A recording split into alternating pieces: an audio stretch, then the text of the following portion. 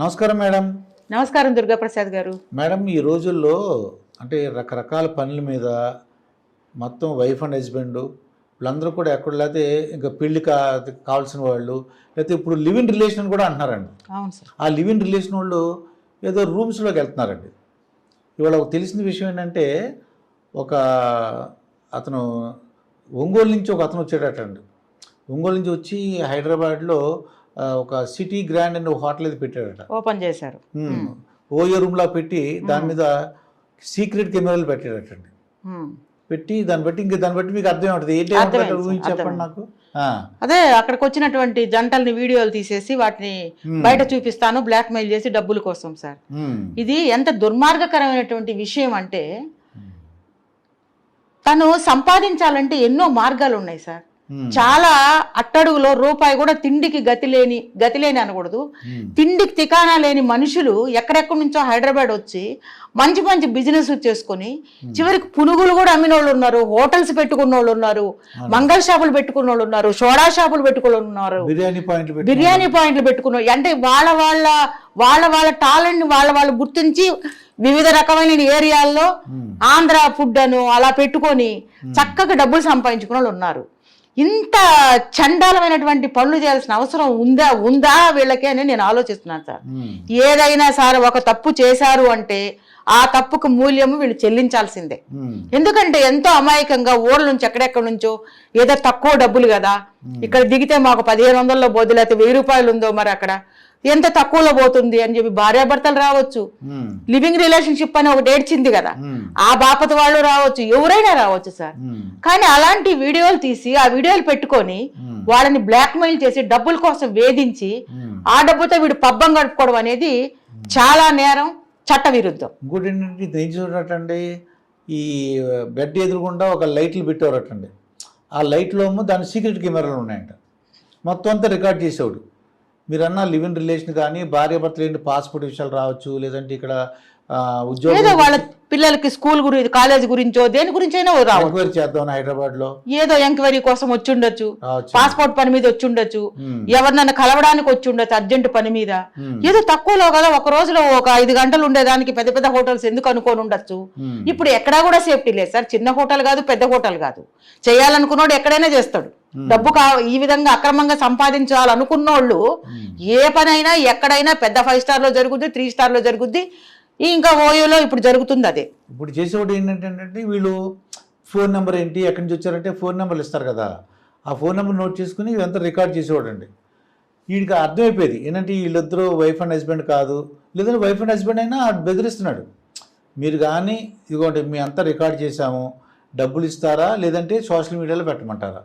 ఇప్పుడు social media ఒకటి వచ్చింది కదా సార్, ప్రతి ఒక్కళ్ళు అంతే డబ్బు కోసం అండి ఏ గడ్డైనా తింటారు సార్. డబ్బు కోసం గడ్డి తినే మనుషులు చేసే పని నిజంగా వాడికి ఉచ్చము నీచం ఉండి వాడు ఒక మనిషి అయితే ఇలా వేరే వాళ్ళని వాళ్ళ రిలేషన్ ఎవరైనా కానివ్వండి సార్, మనకు అనవసరం. నువ్వు బిజినెస్ చేసుకునే వాడివి, నువ్వు నీ రూమ్ ఇచ్చావు, నువ్వు డబ్బులు తీసుకొని వాళ్ళు పంపించు, అంతవరకే. నువ్వు వాళ్ళ నెంబర్లు తీసుకుని వీడియో కెమెరాలు పెట్టి సీక్రెట్ కెమెరాలు పెట్టి వాళ్ళని బ్లాక్మెయిల్ చేయడం ఎంతవరకు కరెక్ట్ సార్? చాలా తప్పు సార్, అది తప్పు. అలా చేయకూడదు. ప్రజలు కూడా అండి ఏదన్నా షాపింగ్ చేసినప్పుడు కానీ ఇప్పుడు అంటే షాపింగ్ సెంటర్లో డ్రెస్ చేంజింగ్ రూమ్స్ ఉంటాయి, అక్కడగా చూడాలి, తర్వాత రూమ్స్ చూడాలి సార్. ఈ కెమెరాలు ఎక్కడెక్కడ పెడుతున్నారో మనకు తెలియదు. హోటల్లో కూర్చున్నా కూడా మనం చెక్ చేసుకోవాలి, ఏం తింటున్నాము, ఎవరితో మాట్లాడుతున్నాము, అన్ని వీడియో తీసేసేసి బ్లాక్ మెయిల్ చేయటం.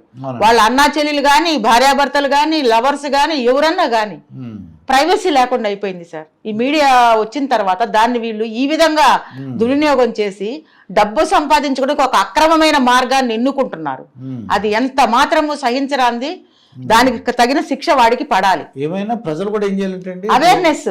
వీళ్ళు కూడా ఒక హోటల్లో దిగుతున్నారు అంటే ఆ గదిలోకి వెళ్తున్నారని లోపల కెమెరాలు ఏమైనా ఉన్నాయా, ఈ హోటల్ యొక్క పరిస్థితి ఏంటి, కొంచెము జాగ్రత్తగా ఉండడం ఎంతైనా అవసరం. నాకు ఎవరో చెప్పారు మాట అంటే ఒక చోట నేను చదివాను ఏంటంటే ఇల్లు వెంటనే లైట్లన్నీ ఆఫ్ చేసాం అనుకోండి, ఇది డార్క్గా ఉంటే ఎక్కడ కూడా లైటు రెడ్ గాను గ్రీన్ గాను కనబడుతుంది అంట, అంటే రికార్డ్ అవుతున్నట్టు లెక్కటండి. అది అదే తెలుస్తుంది సార్, ఎందుకంటే అది రికార్డ్ అవుతున్నప్పుడు ఏదో ఒక లైట్ వెలుగుతుందంట.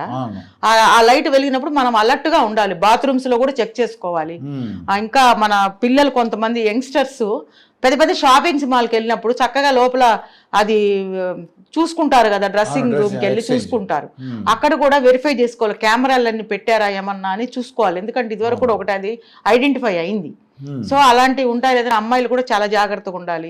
ఇప్పుడు ప్రతి చోట సీసీ కెమెరాలు పెట్టడం అవసరం అని నేను అనుకుంటున్నాను సార్. ఎన్నో ఈ సంఘటనలు బయట జరిగినాయి కదా సార్, కలకత్తా సంఘటన కానీ ఇలాంటివన్నీ కూడా. కలకత్తా సంఘటనలో కూడా ఆ కెమెరాలు, ఈ సీసీ కెమెరాలు పనిచేయకపోవడం కూడా ఒక పెద్ద మనకి మైనస్ పాయింట్ అయింది హంతకులను పట్టుకోవడానికి. ఎవరో ఒక కెమెరాలో ఒకడు పడ్డాడు, మిగిలిన వాళ్ళంతా ఎస్కేప్ అయ్యారు, ఎందుకంటే వాళ్ళు అక్కడి వాళ్లే కాబట్టి. సో అలా జరగకుండా ఉండేందుకు ప్రతి చోట సీసీ కెమెరాలు ఉండాలి, కాలేజీలో సీసీ కెమెరాలు ఉండాలి, షాపింగ్ మాల్స్ లో ఉండాలి, హోటల్స్ లో ఉండాలి. ఇలాంటి ఇప్పుడు మరి చెప్పారు చూడండి, ఓయో లాంటి చోట ఉండాలి, పెద్ద పెద్ద చోట ఉండాలి. అది అప్పుడప్పుడు అధికారులు తనిఖీ చేస్తూ ఉండాలి. వీళ్ళు ఎక్కడన్నా ఆఫ్ ద రికార్డ్ కెమెరాలు ఏమన్నా పెట్టారా, పెడితే ఎక్కడ పెట్టారు, అవన్నీ కూడా చూడడం ఎంతైనా అవసరం సార్. హోటల్లో అంటే రూమ్స్ లో కాకుండా బయట, రూమ్స్ లో అంటే ప్రైవసీ ఉండాలి కదా సార్. నేను అనేది బయట ఎంట్రన్స్ లో ఎవరు ఎంటర్ అవుతున్నారు లోపలికి, అవి చూడడం ఎంతైనా అవసరం. ఇంకోటి ఏంటంటే, నాకు సైబర్ క్రైమ్ ఆ పోలీసులతో నేను మాట్లాడాను. వాళ్ళు ఏం చెప్పారంటే అండి, ఎప్పుడైనా ఇలా ఫోన్లు వచ్చినాయి అనుకోండి, ఫస్ట్ వీళ్ళు భయపడకూడదంట. అవును, భయపడకుండా అంటే సోషల్ మీడియాలో పెట్టేస్తాము, మీ రిలేటివ్స్ పంపిస్తాను అన్నప్పుడు వాడి ఉద్దేశం ఏంటంటే డబ్బులు సంపాదించి, అంతేగాని అందరూ పెట్టాలని కాదటండి.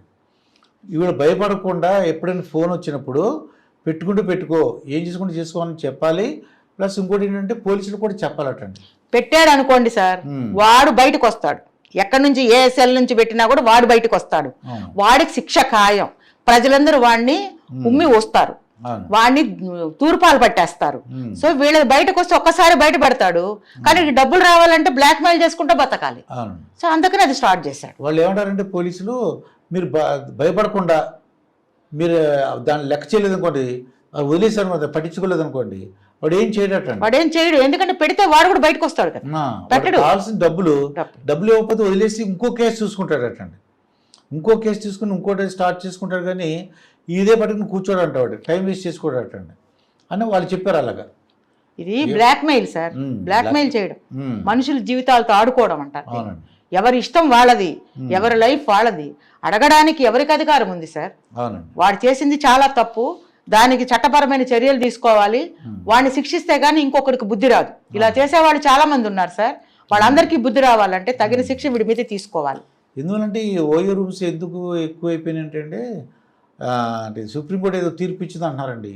వాళ్ళు మేజర్లు అయితే ఇద్దరికి ఇష్టమైతే ఎవరైనా వెళ్ళొచ్చు, ఏమైనా చేసుకోవచ్చు. ఇప్పుడు దాని వల్ల ఎన్నో విషయాలు బయటకు వస్తున్నాయి సార్. దాన్ని అడ్వాంటేజ్ తీసుకుని ఎవరిష్టం వాళ్ళది, దాన్ని పట్టుకుని దాన్ని వీడియోలు తీసేసేసి వాళ్ళని బ్లాక్ మెయిల్ చేయడం వల్ల వీళ్ళకి డబ్బు ఆశించడం వల్ల ఇలా చేస్తున్నారు సార్ వీళ్ళు. ఇదైతే కరెక్ట్ కాదు. సో ప్రజలు కూడా అప్రమత్తంగా ఉండాలి. హోటల్స్కి వెళ్ళేటప్పుడు జాగ్రత్తగా అవన్నీ చెక్ చేసుకొని లోపలికి వెళ్ళడం మంచిది. ఎవరైనా సరే హోటల్స్ కానీ ఓయో రూమ్స్కి వెళ్ళినప్పుడు చాలా జాగ్రత్తగా అన్నీ వెరిఫై చేసుకోవడం, అప్రమత్తంగా ఉండటం, అలాగే ఇటువంటి బెదిరింపు కాల్స్ వచ్చినప్పుడు భయపడకుండా ఉండటం చాలా ముఖ్యమైన విషయం. అలాగే దగ్గర ఉన్న పోలీస్ స్టేషన్కి ఇన్ఫార్మ్ చేసినట్లయితే ఇటువంటి పరిస్థితుల్లో కూడా వాళ్ళు రిపీట్ చేయకుండా ఉంటారని మనోజ మేడం చెప్తున్నారు. మరొక వీడియోతో మీ ముందుంటాను. మీ మాస్టర్ దుర్గాప్రసాద్. నమస్కారం మేడం. నమస్కారం సార్.